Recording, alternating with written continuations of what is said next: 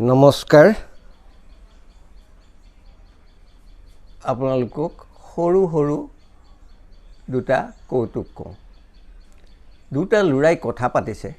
এটাই কৈছে যে কালি বৰশী বাইছিলো আমাৰ ঘৰৰ পুখুৰীটোত নুখুতে এবাৰ চৰচৰকে টানি লৈ গ'ল মাৰি দিলো চিপ লাগি গ'ল ৰৌ মাছ এটা পানীৰ পৰা টানি আছো মাছ উলায়ে আছে শেষ নহয় প্ৰায় ওজন 7 কুইণ্টেল মান আছিলে যিটোৰ আগত কৈছে হেই ইমান ডাঙৰ মাছ নাথাকে মিছাকে কৈছো হে বুলি কৈছে নাই আছিলে তেতিয়া ইটোৱে কৈছে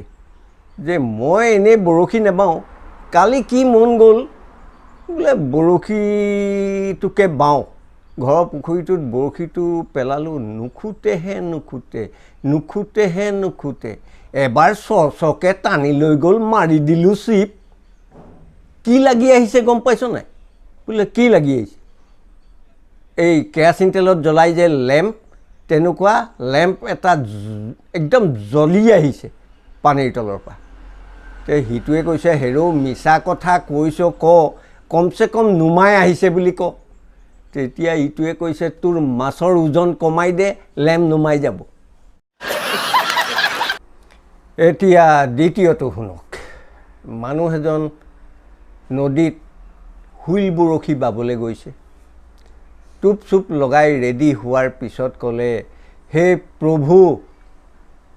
ডাঙৰ মাছ এটা পুৱাই দিবা ৰাইজক ভোজ খুৱাম হে বুলি কৈ বৰশীটো নদীত পাতিলে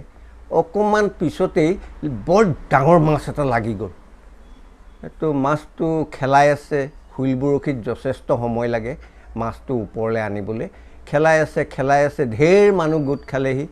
তেতিয়া বৰশী বোৱা মানুহজনে কৈছে বোলে ভগৱানক কৈছিলোঁ